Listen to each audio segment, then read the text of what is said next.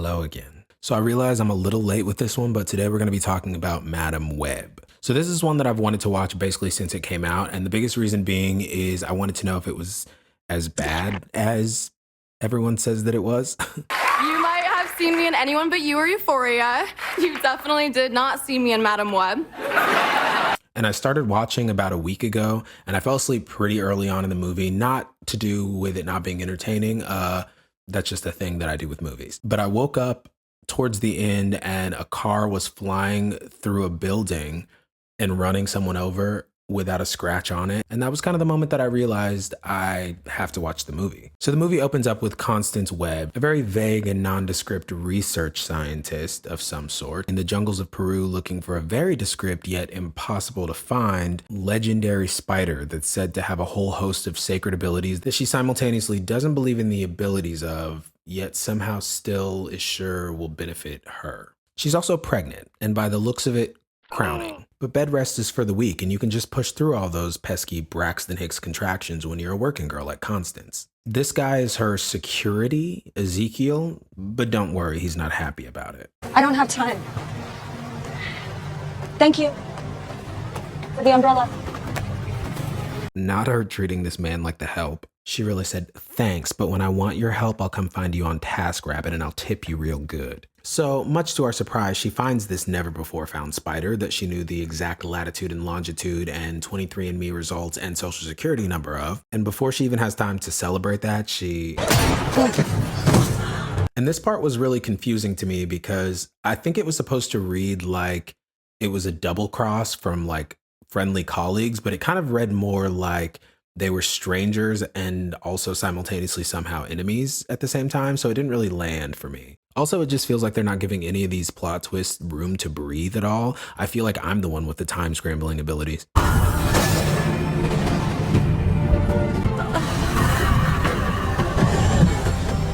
That's right. 6.5 minutes ago, Las Arañas was an urban legend, but now they're scurrying out of the trees wearing their sluttiest bondage gear ready to spring into action. But not a moment before we get a full body rear view of the circuit party fit. And yes, they might be dressed like that small section of the Pride Parade that made that mom with the stroller wonder if it was a good idea to bring them here. But unfortunately for Cassandra, they're pro-life. In that they're dedicated to making sure this baby gets born to beef up those birth rates, but beyond that, they couldn't possibly intervene in God's plan. Also, before Mama Webb goes Betty bye for eternity, he makes sure to tell her that he'll be there for the baby when she inevitably comes looking for answers one day. But I don't know, I kind of feel like a thoroughly written note might have been more convenient for everybody, or at least saved on airfare. After that roller coaster of an intro, we meet up with Cassie Webb, and she's a hard-ass first responder because, as you know, women can't be tough without also being a little nurturing. And we also meet her partner, Ben, played by Adam Scott from Severance, and he's easily the best performance in this.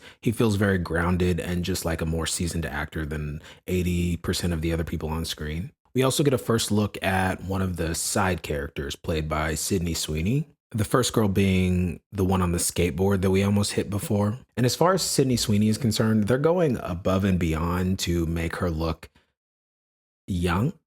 They're really wanting her to give My Sweet 16 is this summer and not On My Way to Meet Up with My Mortgage Broker to Get My Second Home, which I think is more appropriate for her age. We also discover that Cassie and Ben used to be a thing and he's now moved on and has a new girlfriend and she's feeling kind of complicated about that. And that doesn't really seem to come up or be relevant again. So, and that is a recurring theme, things that come up and never pay off. But Ben invites her to his sister's baby shower. I don't think they explicitly say that that's what he's inviting her to, but we see it like a few scenes later. When Cassie gets to her apartment building later, we see the third and final of the relevant side characters getting like accosted by the landlord who's looking for rent. But I'll be honest, when I first saw this, it kind of felt like he was propositioning her, like her face was just really shameful and Cassie just looked like she was like considering stepping in or like something fishy was going on, and he just kept trying to get into her house. And it wasn't until I watched the second time that I realized that that's not what's going on. But yeah, it kind of just looked like this guy was trying to get into the apartment of this underage girl for like nefarious reasons, and so that was very confusing for me.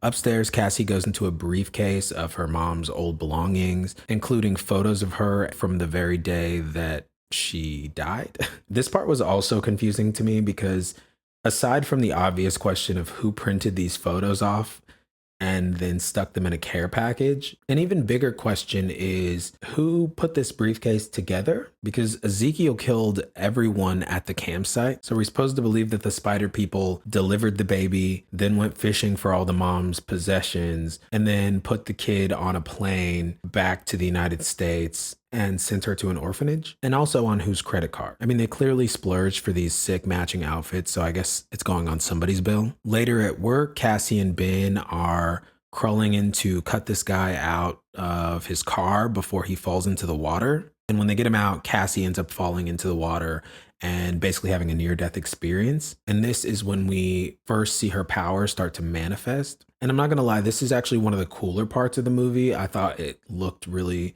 like visually interesting, like seeing the web and how disorienting and out of time it felt. Like I felt like that was really cool. That was a cool representation of that power. And what it would feel like. There aren't very many cool moments in this movie, but this is one of them. Ben pulls her out of the water and tells her she's been dead for like 3 minutes and she thinks she's having deja vu because the moment repeats itself. And so she snaps at him thinking that he's repeating himself. And then he just assumes it must be that time of the month. So neither of them really think anything of it. Somewhere else, Ezekiel is out on a date with this woman because bad boys need love too. And they go back to his place and make sweet, passionate amore. Later that night, he like wakes up having night terrors about getting killed by 3 girls dressed in different variations of spider outfits. And he wakes up and casually starts telling this woman about it. And he basically starts telling her like he has to kill them before they get to him and like insisting that this is real. And I'm all for being liberated in the bedroom, but this is why you got to do a couple background checks before you stay the night over someone's house. Because here he is having a full psychotic break and she's just like, oh, you're so silly. You're so silly. He ends up mentioning something about her work at the Department of Defense, and then she just kind of plays it off and is like, oh. But then he grabs her hand and she says, how are you poisoning me?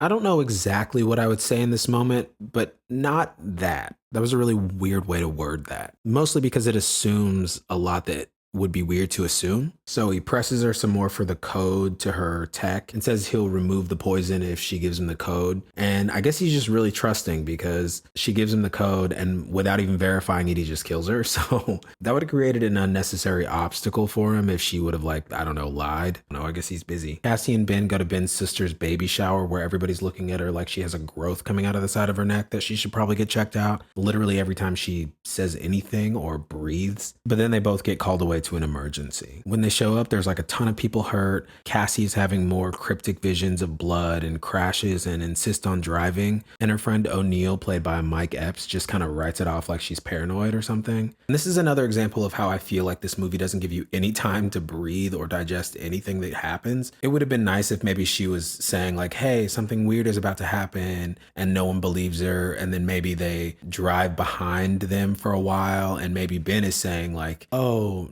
nothing's happening, like you're just all in your head, and then maybe they see the car crash in front of them. Maybe even that would make more sense to why Ben just suddenly believes that something's going on all of a sudden with no proof later. But either way, the moment that he says, oh, you're just paranoid, he like doesn't even make it around the corner before he gets in a car crash. Like, I don't know, too soon. So obviously O'Neill is dead, and there's this really dramatic scene of her grieving, and to be honest, I can really only pay attention to how unfamiliar Cassie seems to be with having her hands dirty. Like, I'm not an EMT, but it really seems like that's not what Cassie would be thinking about in this moment, but it seems to be like all she can think about. Brother, So back at Ezekiel's lair, where it seems to only ever be nighttime for some reason, he and his assistant Amaria are using this new stolen equipment that they got from that woman earlier to somehow locate the girls from the dream earlier. And when Amaria sees how young they are, she starts having second thoughts. But don't worry, that's not relevant to the story either. Cassie is getting a checkup at the hospital, and she's like very persistent in mentioning that something's wrong and that she's having visions.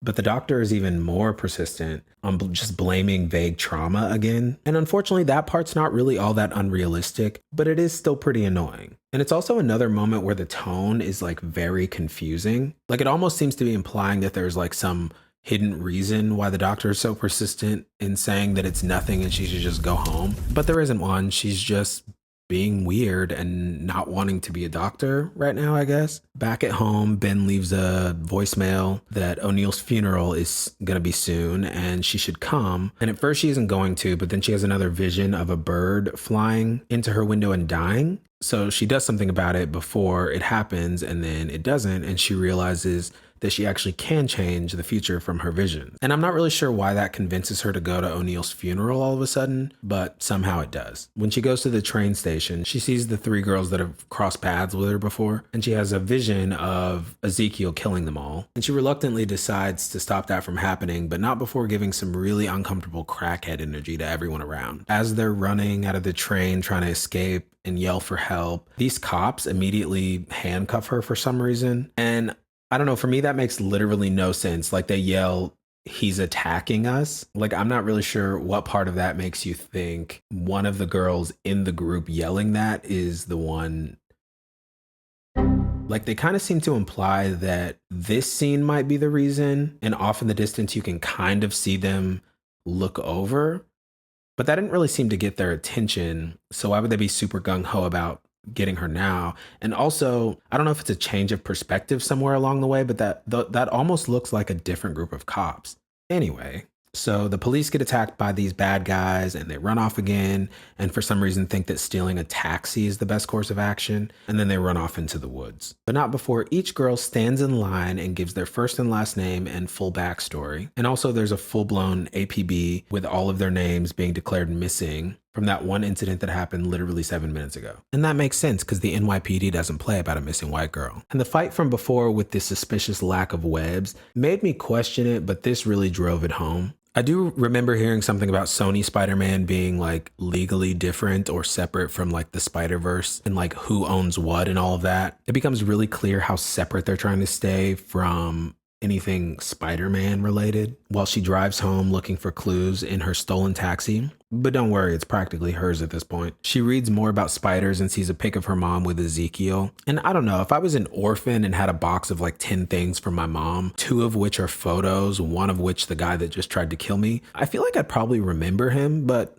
I'll buy it, sure. The girls get hungry and they venture out to this densely populated restaurant on the other side of this bush that they've been crouched behind apparently, but they agree to stay inconspicuous so they don't get caught. And I think by inconspicuous, they mean find the first age-appropriate boy in their line of sight and turn their shirt into a crop top and start instructing a tabletop pole dancing class to Britney Spears' Toxic. And I kind of get it. A good Samaritan that is lit like he's a ghost from a room from The Shining calls in a missing person tip and it gets intercepted by Ezekiel. And Cassie has a vision of him finding them all, so she goes and stops it. They run off again to a motel to hide out some more, and the girls all have a heart-to-heart and explain why their parents aren't in the picture, and it has nothing to do with the movie's budgetary restrictions. So basically, Cassie's all they got. Cassie goes back to the restaurant where they just fought and has a talk with Ezekiel mentally somehow. And he tells her about his plans and his motives and justify why he has to kill the girls. And beyond him having literally no reason to do that, I'm even more confused now about the scope of his powers because it seems like he's just strong and fast. And from a quick Google search, it seems like this isn't one of his powers. And maybe I'm wrong, but I don't think it's one of Cassie's either. So she drops the kids off with her ex-boyfriend Ben while she drives the stolen taxi to some airplane stock footage and that stock footage to a bus and that bus to Peru where Santiago is there and they meet for a guided tour of the spider people. She also relives her mom's death and